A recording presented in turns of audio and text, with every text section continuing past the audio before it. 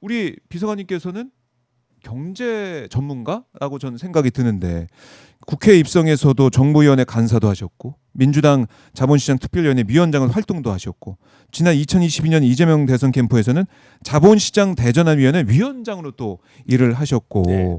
이재명 대통령의 코스피 5천 원 공약을 알리는 역할도 하셨습니다. 네, 예. 지금 우리 대한민국의 경제, 특히 코스피 6천 시대에 온 거 어떻게 봐야 됩니까? 정상화의 과정에 있다 이렇게 보고 있습니다. 우리가 코리아 디스카운트라는 얘기를 많이 하잖아요. 그렇죠. 쉽게 해서 그런 거죠. 같은 산업과 업종에 있어서 네. 비슷한 매출과 이익이 나는 회사의 주가가 외국보다 우리나라가 많이 저평가돼 있었던 거죠. 그게 네. 디스카운트라고 표현을 하는 건데 그 하나의 지표로서 한 주당 얼마의 이익을 내느냐 소위 퍼라는 게 있고요. 그다음에 PBR이라고 그래갖고 한 주당 그 회사에 보유한 자산 가치가 얼마냐 이런 건데 네. 그런 퍼나 PBR을 세계 각국과 비교해봐서 한국이 현격하게 떨어진다. 그래서 디스카운트를 극복하고 코리아 프리미엄 시대를 만들겠다라고 선언한 사람이 바로 이재명 대통령 아니겠습니까? 최근의 흐름을 보면 그런 어떤 메시지도 중요하지만 그 메시지를 이루기 위한 메신저 이재명에 대한 신뢰가 상당히 작용을 했다고 봅니다. 그 메신저의 메시지 중에서 제도 개선이 많이 된 거 사실이지 않습니까? 그렇네요. 상법 개정을 통해서 국회에서 입법이 됐습니다. 충실 의무가 도입이 됐고요. 네. 그다음에 자사주 소각. 소각은 최근에 된 거고요. 최근에 된 거고 그다음에 집중 투표제. 예. 그다음에 집중 투표제 뭐 또 뭐 있죠? 분리선출, 감사위원회 분리선출 등등 제도 개선이 됨과 아울러 반도체를 중심으로 한 기업의 실적도 네. 바탕이 되다 보니까 주가가 이제 정상화의 길을 가고 있는 그런 과정에 있는 거죠. 저도 국회에 있을 때 자본시장의 중요성을 참 많이 얘기했습니다.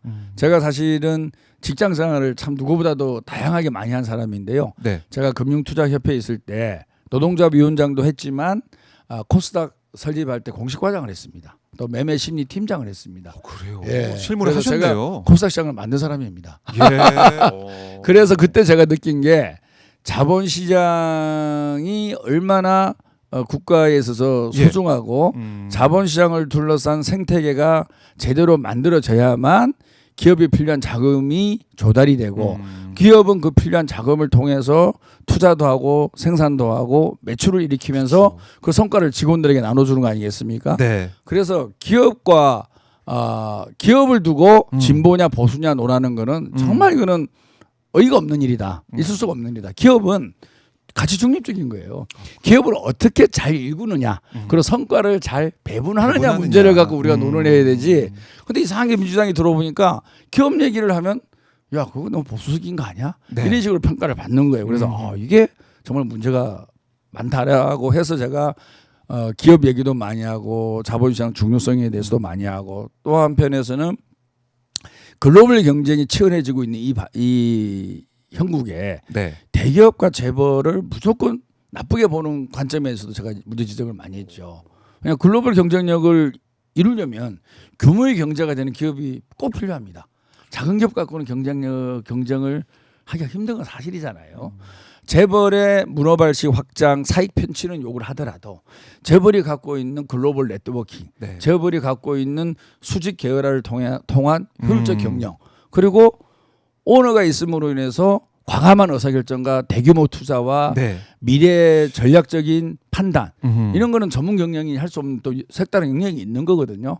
그런 부분을 종합적으로 우리가 봐야 된다. 그래서 대기업도 우리가 용기를 줄 때는 용기를 줘야 되고 재벌도 잘한 부분은 박수를 치면서 못한 부분은 과감하게 법적 제재를 받게 하고 더 중요한 것은 중소기업과 벤처기업들도 활발하게 기업을 영위할 수 있게끔 갑을 관계를 개선해주고 이런 것들이 종합적으로 체계적으로 이루어졌을 때만이 대한민국 경제가 발전을 할 수 있는 것이지 과거 우리가 민주당이 갖고 있었던 반기업적 정서 반대기업 정서 무조건 재벌을 나쁘게 보는 정서는 극복을 하면서 새로운 세계 경제 흐름에 맞춰서 우리 민주당이 그림을 그려야 된다라는 생각을 많이 했고 주장도 많이 했는데 이재명 대통령이 역시 그것을 거의 받아주신 분 아니겠습니까? 그래서 지금은 성장의 시대다.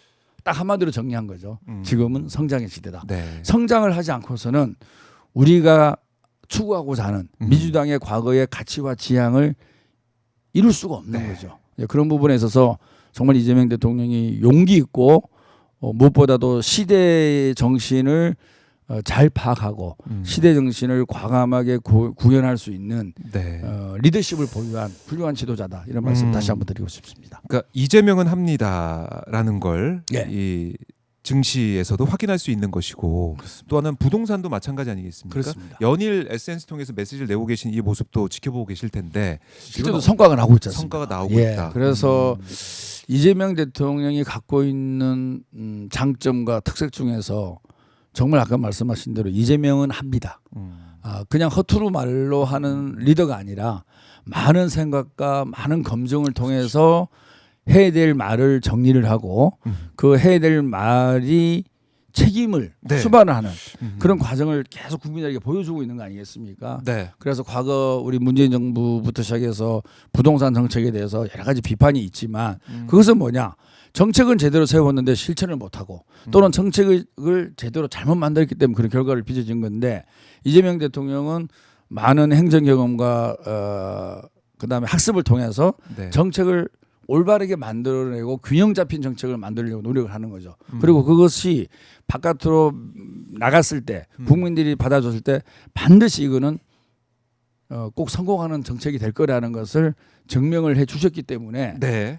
이런 부동산 정책에 있어서도 성과가 날 것이라고 확신하고 있습니다. 그러니까 그런 인식이 여론조사 수치를 통해서 나타나는 것 같아요. 네, 맞습니다. 이번엔 다르다라는 걸 국민들이 깨우치고 있는 게 아닌가, 알아가는 게 아닌가 싶기도 하고. 그러니까 강남에 보니까 뭐 매물들이 막 호가를 많이 낮춘 매물들이 나오고 있다라는 것도 다주택 가지고 있는 분들이 이재명 대통령 정말 할 것 같은데 그래서 내놓는 거 아니에요? 예. 그게 지금 정말 실용적으로 중요한 거죠. 나타나고 있다. 사실 우리 정치가 국민들로부터 신뢰를 얻지 못하는 것은 정치인은 말뿐이다. 맞아요. 말의 성찬이다. 선거 때만 막 뭐 다 해줄 네. 것처럼 막 이렇게 그 고양이 눈 있잖아요. 예, 예. 이렇게 바라보는 거 그것만 하다가 나중 보면 확 돌변하는. 근데 이재명 대통령은 행정으로부터 출발한 정치인입니다. 행정은 성과를 내야 되거든요. 네. 행정은 정책 결정을 하고 공무원을 통해서 프로세스 과정을 거치고 그다음에 시민들에게 어떻게 성과가 가느냐를 보는 거 네. 아니겠습니까? 이런 어떤 전체적인 일머리라고 하죠. 일머리 일머리. 속에서 성과를 보고 네. 의사결정을 11년간 내려온 거죠. 성남시장 8년, 도지사 3년. 네. 그 과정에서 이제 당대표를 거쳐서 국회의원을 거쳐서 이제 대통령이 된 거 아니겠습니까? 네. 누구보다도 정치인의 말의 중요성, 그 말 한마디가 갖는 엄중함, 네. 그리고 그것으로 인해서 국민들이 어떤 생각을 하게 되는지, 그리고 국민들에 대한 수용성이 이게 있는 정책인지, 그리고 이게 성과가 날 건지, 네. 그리고 정책을 했을 때 그냥 많은 게 아니라 항상 확인을 하는 거죠.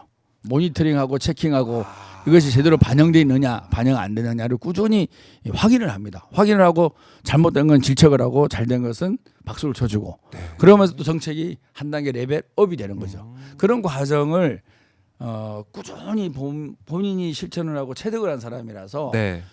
대통령 한마디 한마디의 무게감이 남다를 거라고 생각을 하고 다른 것이 보여주고 있고 이 현상이 지속된다 그러면 정말로 성과를 가장 잘 내는 그런 대통령으로 기록이 될 것입니다. 예. 또 그 이재명 대통령의 일하는 모습을 곁에서 지켜본 김병욱 전 비서관도 김병욱도 합니다. 뭐 이렇게 하실 것 같은데. 네, 그렇죠. 예. 한번 지켜보도록 하고. 네. 그러니까 성남 대한민국 경제 수도를 만들겠다 이제 포부를 내걸고 계시고 보니까 재개발 뭐 이런 주거 정비 사업도 성남시의 주요 현안이라고 그렇죠. 제가 들었습니다. 어떻습니까? 우리 풀어낼 수 성남이 있습니까? 이제 사실 청계촌의 판자촌에 있는 계신 분들이 오셔서 성남으로 이주로. 이제 철거 당해서 이주 후에 오면서 시작한 도시잖아요. 그런 원도심이 있고요. 또 이제 분당 신도시가 있고요. 또 판교 신도시가 있고 또 위례 신도시도 있습니다. 그렇네. 이 신도시가 대한민국 많이 도시 개발의 축소판이죠. 어떻게 보면. 네. 그런데 성남시 역사가 한 50년 넘어가고 있거든요. 네. 그 청계천에서 판자촌에 계셨던 분들이 이주해 오면서 지금 살고 있는 곳은 네. 말 그대로 주거 환경이 아주 열악합니다. 적은 평수에 좁은 길에 네. 지금도 좀 쓰러져가는 집들도 많이 있고요. 그분들의 주거 환경 개선을 위한 재개발은 이건 필수적인 과제라고 보고 있습니다. 네. 그리고 분당 신도시도 이제 생긴 지가 30년 넘었습니다. 우리 공동주택이라는 게 참 어려운 부분이 있습니다. 왜냐하면 공동주택은 개인의 의사결정이 어느 정도 모여야만이 집행을 할 수 있는 거 아니겠어요? 예. 그래서 이것이 의사결정 재건축이라든지 이런 의사결정이 늦어지면 이 슬럼화가 될 수 있고 이 슬럼화는 한 사람의 슬럼이 아니라 전체 아파트의 슬럼화로 이어질 수가 있는 거고 네. 분당 신도시의 도시의 가치도 떨어질 가능성이 있는 거죠. 그래서 30년이 지난 분당 신도시의 재건축을 어떻게 하면 신속하고 주민 편의에 부응하면서 또 주민들의 경제적 부담이 많으면 또 동의율이 떨어집니다. 그래서 주민들의 부담도 줄여가면서 이것을 어떻게 재건축을 할 수 있을까 네. 고민을 하고 있고 그래서 이 문제를 해결하기 위해서 며칠 전에 또 김민덕 장관이 직접 또 우리 분당을 방문해 주셔갖고 예. 이런 재건축 문제, 교통 문제 적극적으로 해결해 나가겠다라는 또 입장을 밝혀주셔서 정말 감사하죠. 그래요. 그러니까 이재명 정부와 호흡을 맞춰서 그렇죠. 원팀을 할 수 있다. 그것도 강조하고 계신 것 같은데 들어보니까 목도리도 주고 가셨다고요, 김민덕? 주고 간 건 아니고요. 예. 그때 제가 코트를 안 입고 나갔어요. 코트를 안 입고 나갔는데 예. 이제 김동욱 장관은 이제 예. 코트에다가 목도리까지 이제 저 장면이에요. 저 장면이에요? 저 사진 어디서 구했죠? 예. 근데 저도 놀랐어요. 옆에 이광재 전 의원도 이광재. 계시는데 예. 여기 왼쪽에 이수진 의원이 좀 가려져 있네요. 아. 그래서 갑자기 이제 사실 김민도 장관하고 저하고 친구예요. 아, 15년 뱀띠입니다. 예, 친구인데 야 너 안 춥냐? 그동안 갑자기 이제 너 춥냐? 자기 목도리를 예. 벗어서 저한테 이제 건네주고 있는 모습인데 네. 하여튼 우리 김민덕 장관이 참 착하고 좀 겉으로는 투박해 보이는데 의리가 있고 그래요. 꿋꿋한 장관입니다. 지금 부동산 문제 때문에 고민을 많이 하고 있는데 예. 우리 성남 이거 분당 사진이 너무 보기 좋네요. 사진. 성남 귀엽네요. 분당 네. 문제를 해결해 주기 위해서 직접 현장에. 찾아와 주셔갖고 정말 감사하죠. 네.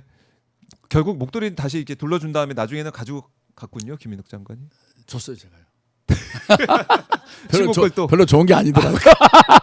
농담입니다. 농담인데. 대통령하고 이제 국토부하고 예. 경기도하고 성남시가 아하. 원팀을 이뤄서 음. 우리 성남의 재건축, 재개발, 네. 교통, 복지, 그다음에 교육 등등 문제를 잘 해결해야겠다라는 네. 그런 다짐의 시간이었습니다.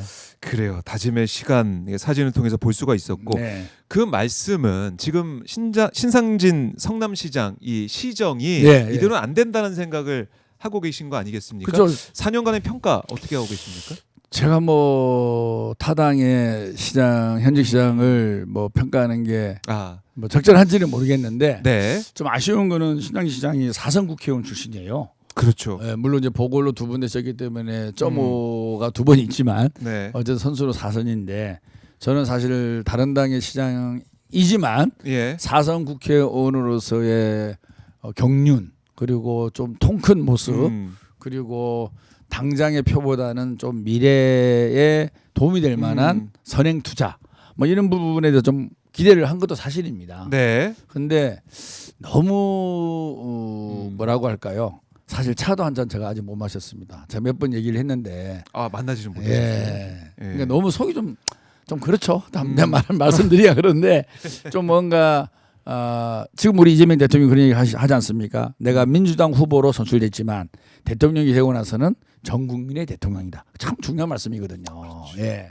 그런 생각을 갖고 시장도 해야 된다고 봅니다. 그리고 당은 다르지만 국회의원들과 협의도 하고 그런 모습 속에서 미래지향적인 정책과 선행 투자를 해야 되는데 그런 것들보다는 당장에 표되는 사업들 그리고 국민의힘이 좋아하는 계층에 대한 투자 또는 전시행정 예. 그리고 온통 현수막이에요 성남이.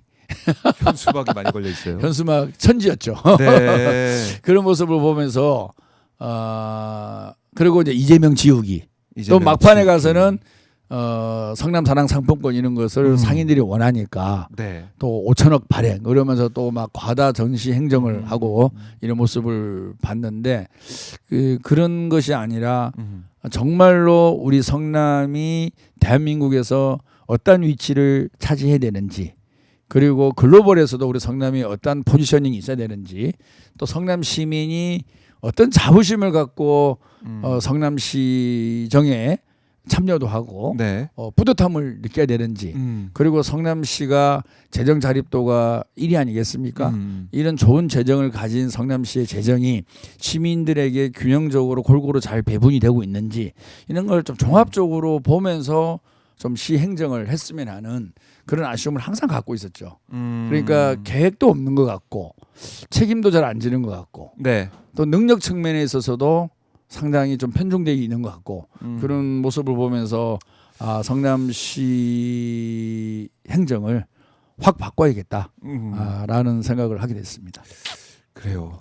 이게 뭐 결국에는 성남 시민의 선택 아니겠습니까?